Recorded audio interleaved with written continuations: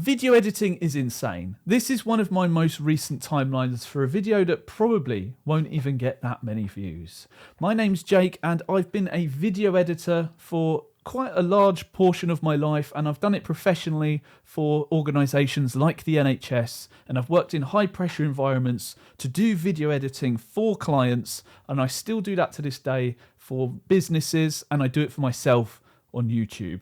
Video editing is nuts, and I want to talk a bit about that today. And this timeline represents an inordinate amount of time and hours and sweat and stress that goes in to video editing. And it represents your creative energy. It represents all your ideas, your energy. And to see that output not get many views on YouTube is a whole nother story. But I want to talk about what video editing is really like as someone who's done it as a job, whose living was from video editing. And I want to talk about what it's like as a hobby for YouTube. So let's get into it. What was video editing like for clients? Well, it's very stressful. You will be told, change this, change that. Oh, take this out. We don't like this. Can you put this in? And it becomes very...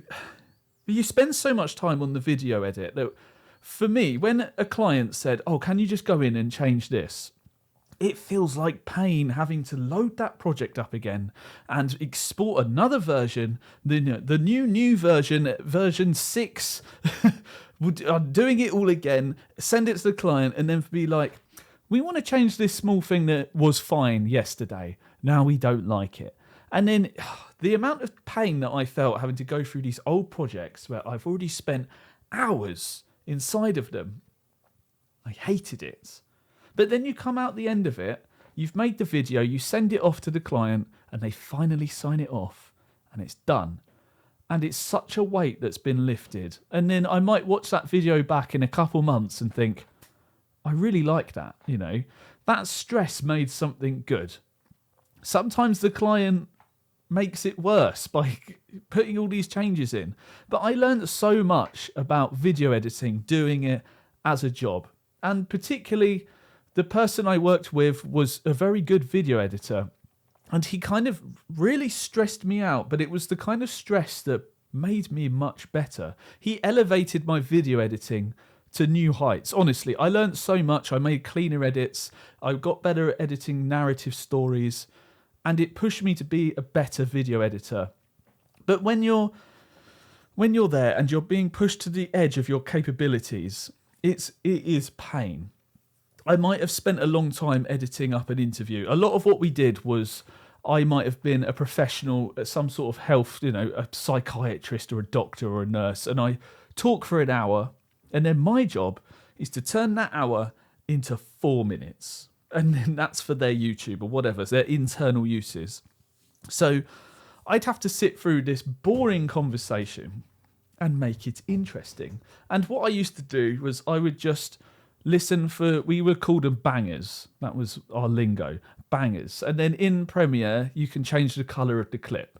So let's just say this segment here is a banger. So I'd right click, I would find it's been a long time, label, and I used to like doing mango. So now it's orange, and that would indicate that that line is a banger. The way that I would do it now is a bit different because Premiere has moved on quite a bit. But anyway, that was a banger line, and I would collate the bangers and put them at the start. And it might be, I remember one guy said, you have to take an oath. And this was about pharmacy. And we were like, that is such a banger. That has to, be used as a banger line. We collate all the best bits, whatever explains the story the best, make the rough cut. Then I'd collate all this B-roll. We'd have these things called B-roll reels. So you have loads of different footage of people walking down corridors, smiling into cameras, laughing with co-workers, following them around for the day. And then I would cut all the best bits. Usually we'd film it in slow motion.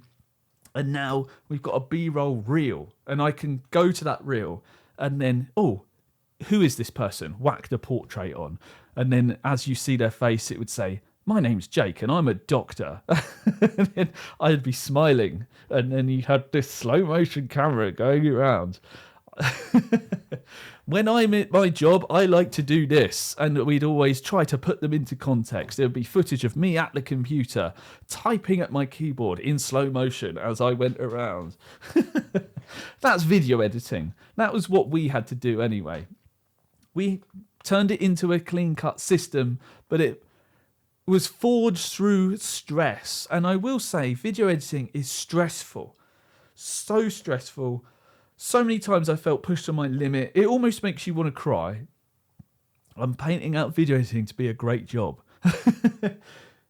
Our system may not have been the best system. This is just what we did. I felt like I wanted to cry a lot of the time. These video edits were painful to be in. But we ended up making videos that we were proud of at the end of the day. But it did send us crazy, literally. Video editing for me these days, for YouTube, can be a little bit of the same, and that might be just because that's how I've been trained. I've been trained to treat video editing as this, I'm locking in and I'm doing it all day and I'm going to go insane. And this video edit here is something that I have been treating in that way. It's just a personal passion project. It's not even going on my main channel. It's a gaming video, but I've put so much work into it. I've done narration, I've filmed hours and turned it into minutes. And I'm very happy with this. And it's not even right for my audience on my main channel. I know if I uploaded it there, no one would care.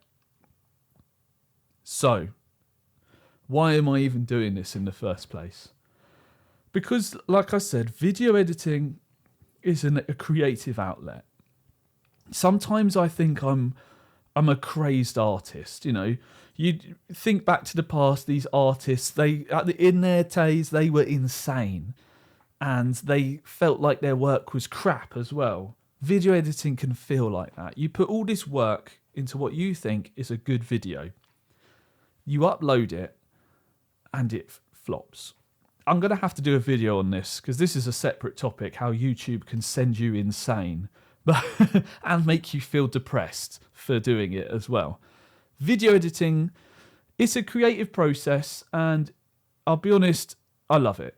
Even though I just said how bad it is, how stressful it is, when you make something that you're happy with, it's so satisfying watching it back. Once it's all done, it's just the fact that when you're in the weeds of it, you're in the thick of it, you can begin to hate it and hate yourself. And that's just video editing. That's just the creative process. If it's not painful, are you really creating? I don't know. Perhaps I'm just some sort of masochist. I like to hurt myself mentally, and that's how I get my art out. Maybe I'm just a person in pain. But video editing for me is like when you're stressing over it, you're not bleeding, like mentally you're bleeding to make this video. You're making something that's actually valuable to yourself. You're putting yourself into it. So that is video editing. I just wanted to talk a little bit about that. I could talk more. If you guys have any questions, leave them down below and I might make some videos on them. Like I said, I worked for the NHS making YouTube videos for about 5 years. And before that, I'd done local projects and I've been working for myself for a long time. So any questions about video editing, drop them below. I'd be happy to answer them, probably in a video format. Thank you so much for listening. Thank you to my Patreons, and I'll see you in the next video.